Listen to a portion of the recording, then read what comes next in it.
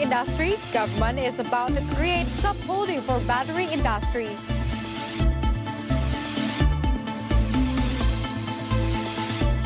End of 2020, the performance of Indonesia's capital market had begun to point to a positive path.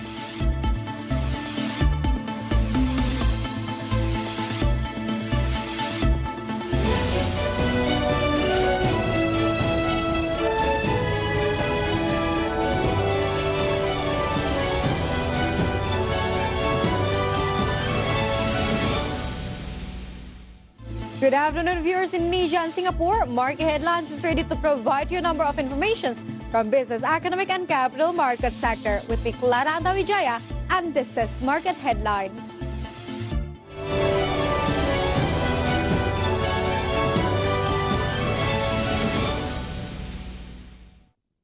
And yes, viewers, let's open up market headlines with the news regarding electric vehicle industry, a new industry driven by rising concern over the climate crisis. So Indonesia's government is about to form battery industry subholding by a member of mining holding company. And so far, there will be 4 mining companies that will become the main companies of battery industry holding. Those are Mine ID, Antam, Pertamina, and PLN. The formations of these batteries industry subholding is in line with the letter of assignment of the SOE Minister Erick Thohir. And up to date, the progress is still in the negotiation step between Antam and Pertamina that is approaching 2 global investors from South Korea, LG Chem, and China, which is Contemporary Amperex Technology Co. Limited.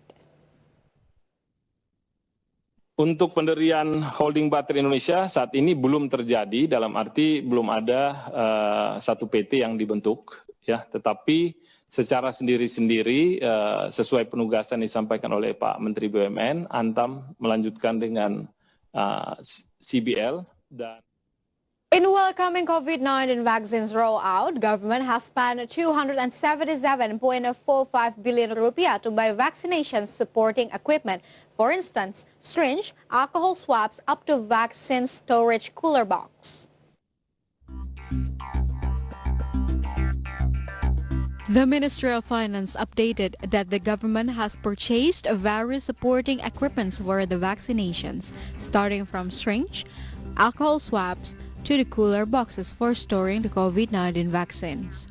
Sri Mulyani said that the purchasing of the supporting equipments for vaccinations had been carried out using state budget of around 277.45 billion rupiah.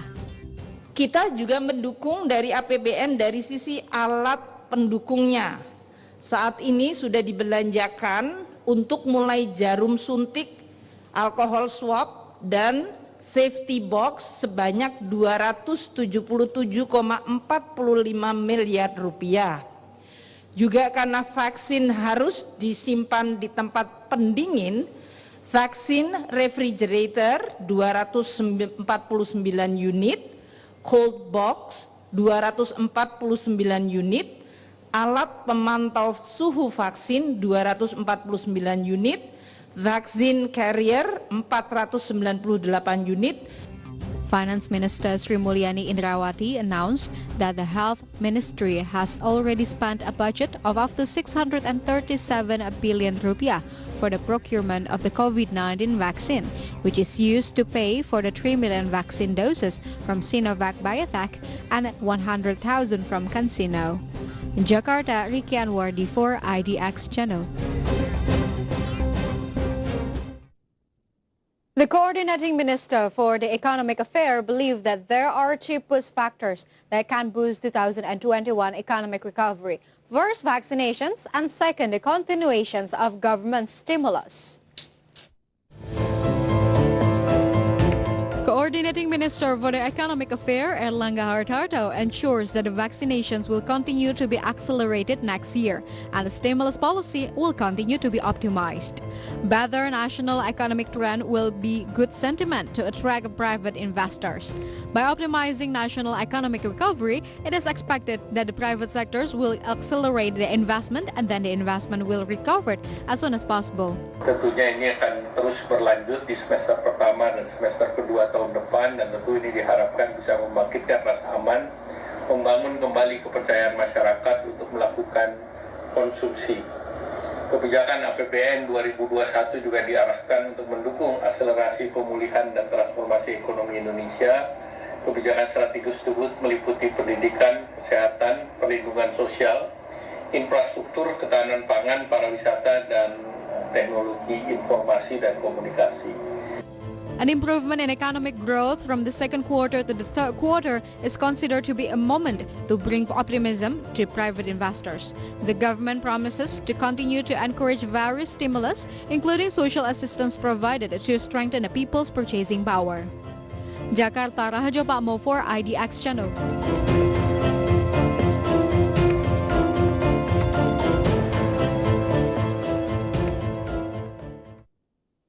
President Joko Widodo has appointed Coordinating Minister for Human Development and Culture, Muhajir Effendi, as an acting Minister for Social Affairs to replace Juliari Peter Batubara, who was named a suspect by the Corruptions Eradications Commission.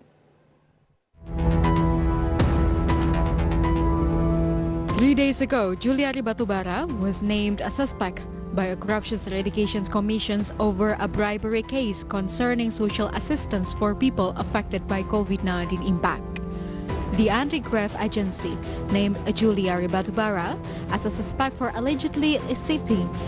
The anti-graft agency named Juliari Batubara as a suspect for allegedly accepting bribes worth 17 billion rupiah as a fee for procurement of basic food under social assistance program for people affected by COVID-19 impact in the Greater Jakarta. However, the ministry still needs the chief of the board, and therefore, to fill up the vacancy, President Joko Widodo has appointed Coordinating Minister for Human Development and Culture, Muhajir Effendi, as an acting Minister of Social Affairs. At the Bogor Presidential Palace, West Java, President appointed the Coordinating Minister Muhajir Effendi to carry out the duties of the Ministers of Social Affairs. From all sources, IDX Channel. Market headlines will be right back after this quick break.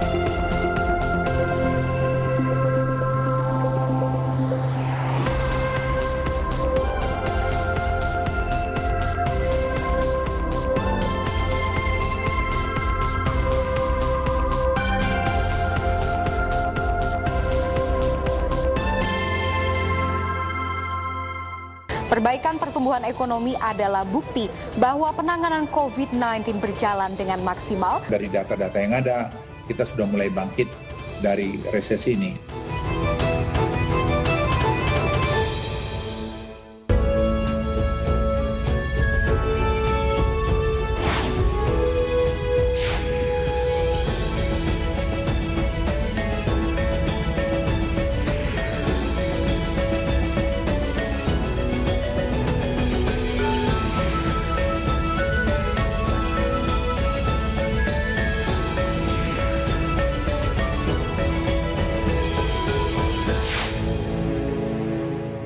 Adi akan ada proyek bikin hunian atau tempat tinggal? Konsepnya adalah membawa kemudahan masyarakat sekitar Jakarta untuk bekerja di pusat kota. Total saat ini Adik Komputer Properti mengembangkan 11 titik ya. Kalau Mas baru beli sekarang mungkin udah ke 3.000 sekian pembeli. Kita bisa mulai merasakan fase 1 di tahun berapa? Di tahun 2021.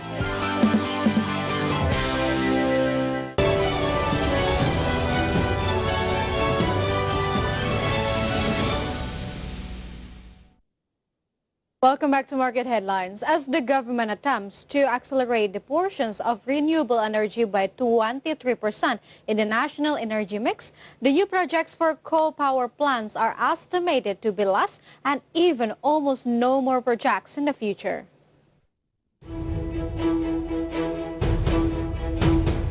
New coal power plant projects are estimated to be getting lost, even almost non-existent in the future, amid the government's efforts to accelerate the portion of renewable energy by 23% in the national energy mix.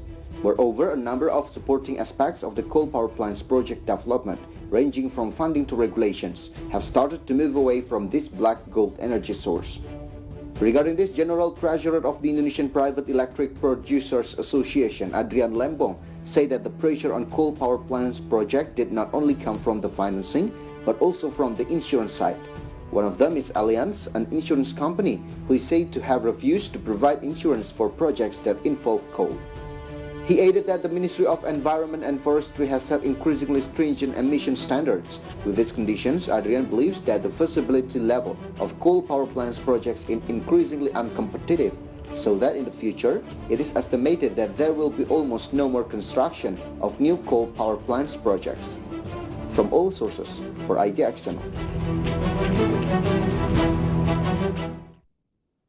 The government continues to strive to reduce the portions of coal use as a fuel for power plants, and especially to achieve the renewable energy mix target of 23% in 2025. And one of the way is the government will replace the old power plants with the new renewable energy based power plants. And so viewers, how many old power plants in Indonesia? So let's directly check into the data in the first graphic.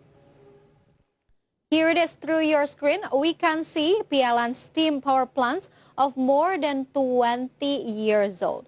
Well, this is quite significant if we take a look at the total amounts of 23 steam power plants with more than 20 years old.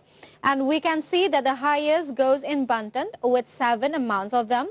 And then it required a capacity of 3,400 megawatts. And in short, within these 23 steam power plants of more than 20 years old, we can see the contributions of the capacity is really high by 5,655 megawatt.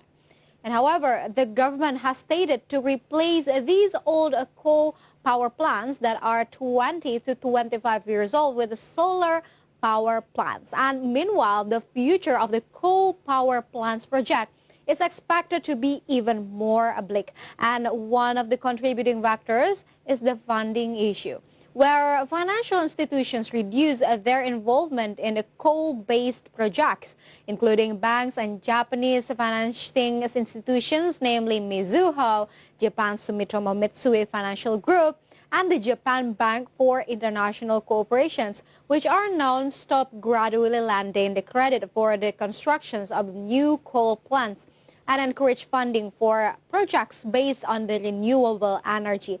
And however, the role of coal-based power plant is still very dominant. This is even confirmed by the high demand for coal by PLN. And to find out more, let's take it through the next graphic. Here it is through your screen. We can see the projections of PLN's coal demand within 2020 to 2025. Here it is. We can see by 2020, this is the estimations before COVID-19, the number of coal demand will probably reach 108 million of tons. But however, after the COVID-19 hit Indonesia, and the number got revised into 95 million of tons. But however, if we can see through the length of the years, the number is decreasing as well. However, in the midst of PLN's high demand for coal, the state-owned electricity provider company remains committed in accelerating the new renewable energy program, among others by targeting the constructions of 5 gigawatt power plants, launching by the Green Booster by conducting a biomass ring, a diesel power plant conversions program, and the constructions of floating solar power plants, as well as building large-scale renewable energy. And this is certainly in line with the government's effort to increase the portions of renewable energy in the national energy mix. So, how far is the development of the renewable energy in Indonesia? Let's check the data in the next graphic. Here it is through your screen. We can see the additional capacity of renewable energy in Indonesia.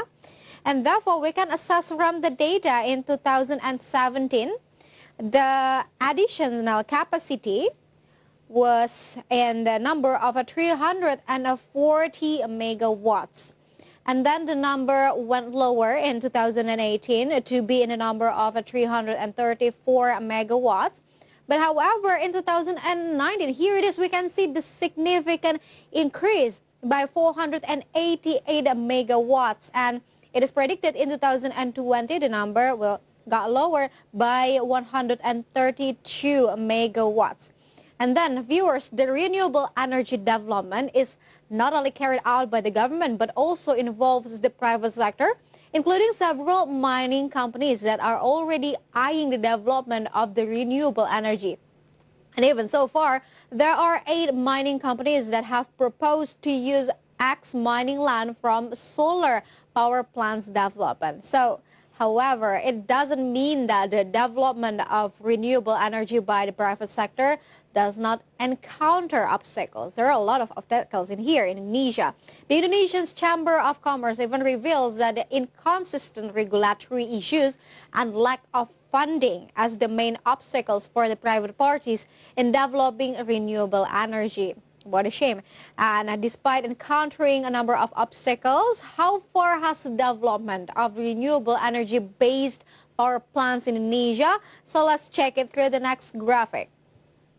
Here it is, viewers, through your screen. We can see the renewable energy-based power plant in Indonesia. We can see there are geothermal power, micro hydro power plant, hydroelectric power plant, solar power plant, biomass power plant, and wind power plant. And here it is, we can see the contributors. The highest contributions goes for hydroelectric power plant by 4,707 megawatt. And then we can see there's another promising renewable energy power plant in here, which is geothermal power plant, that's reaching 2,131 megawatts. And we can see that the development is still developing in Indonesia, and we have to really in the directions of the electricity development policy. Renewable energy resources are the government's first priority, which is targeted to reach 23% in 2025 energy mix. We can see the optimism from the government.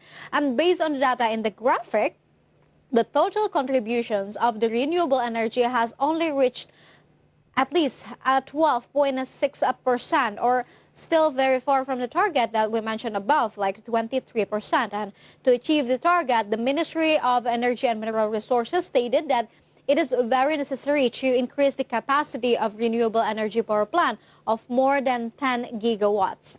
And at the same time, the number of steps continue to be carried out, including reducing the share of coal use for power plants by encouraging the mixing of biomass with coal as a fuel for power plants that have been operating. And in the end of the day, it will replace the coal power plants with renewable energy-based power plant. And yeah, so viewers, hopefully all the stakeholders remain consistent and fully committed in pursuing the target of the developing renewable energy. Stay tuned to Market Headlines because we will be right back after this quick break.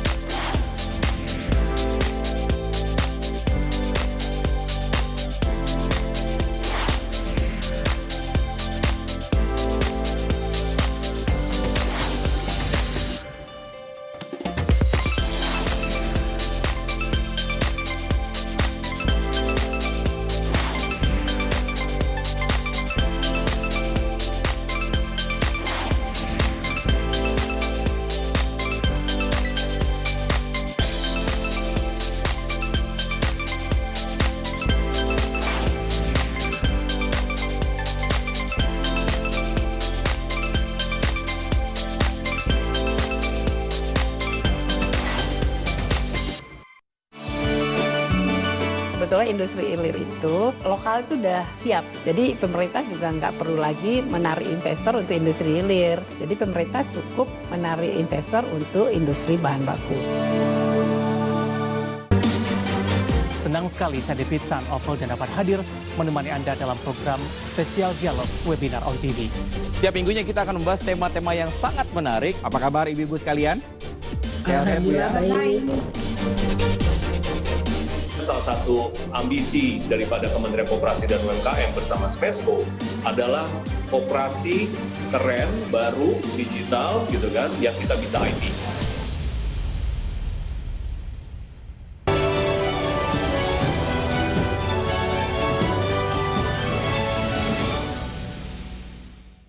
Yes, viewers, let's take a look at Jakarta Composite Index intraday movement. So earlier today, JCI was open at the level of 5,947.66. What a good start. And then approaching the closing time of the first session, the index was on the level of 5,939.87. And then the index was showing strengthening trend by the second session closing time. The index was closed at the level of 5,946.4. And in short, JCI went up by 0.26%. And then next we are going to see the sectoral movement leading the dynamics of today's trading. We got consumer goods as the leader of the strengthening trend that went up 1.62%.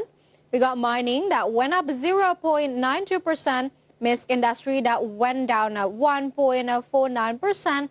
And agriculture went down 0.61%. And then moving on to the top gainers and the top losers, here are the key highlights from today's trading sessions. We got PJIS that went up 15.36% to the level of 1,690 per share. We got Kalbe Pharma that went up 8.58% to the level of 4,810 per share. We got FREN that went up 13.04% to the level of 78 per share.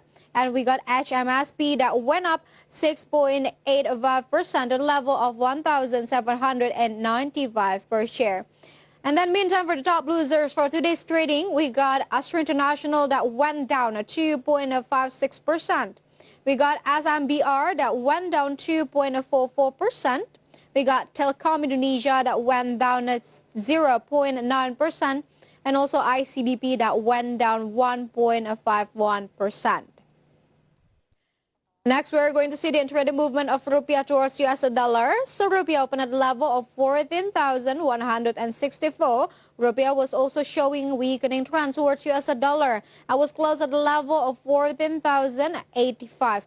In summary, rupiah unfortunately went down 0.49%.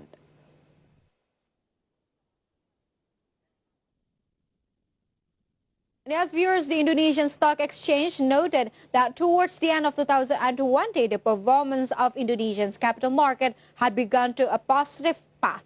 And this can be seen from the movement of the Jakarta Composite Index, which has begun to rise above 5,000 after passing its worst level at the beginning of COVID-19 pandemic. President Director of the Indonesia Stock Exchange Inano Jayadi revealed towards the end of 2020, the movement of the Jakarta Composite Index began to show improvement, where he revealed that the total value of trade transactions has reached 8 trillion rupiah per day, and that the number of investors currently has reached 3.5 million investors, and the number of companies raising funds in the capital market through the initial public offering this year is 46 companies.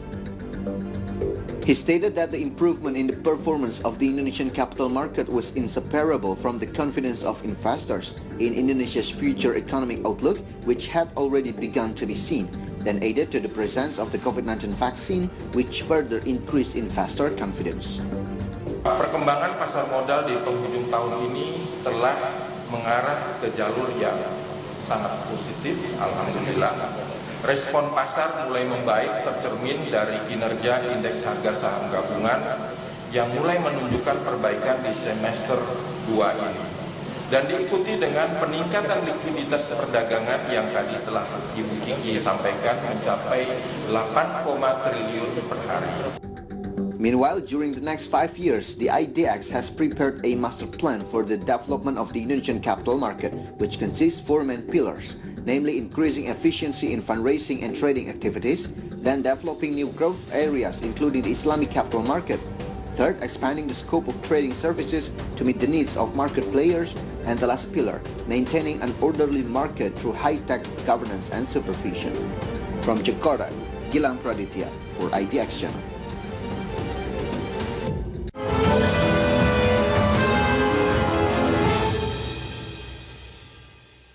And yes, viewers, step aside from the market conditions. Here it is in news coverage regarding COVID-19 pandemic, whereas the government appointed 5 spokespersons to provide information related to COVID-19 vaccinations.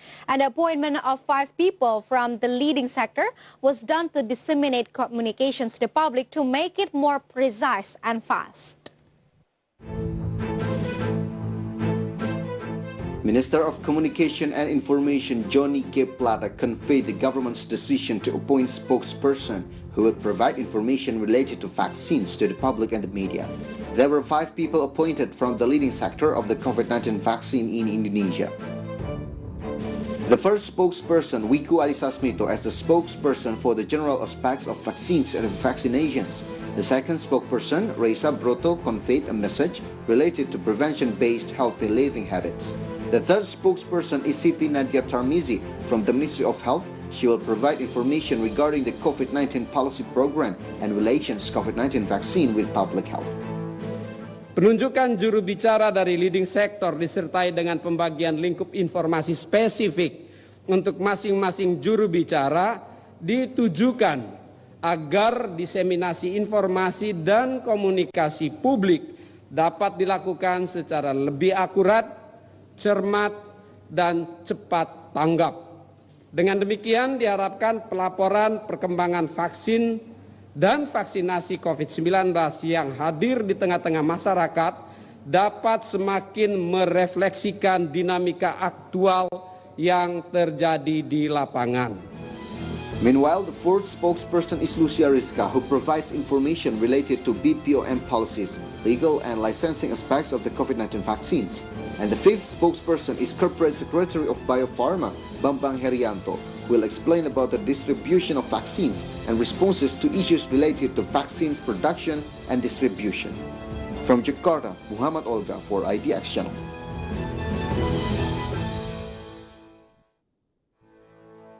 Data about coronavirus globally.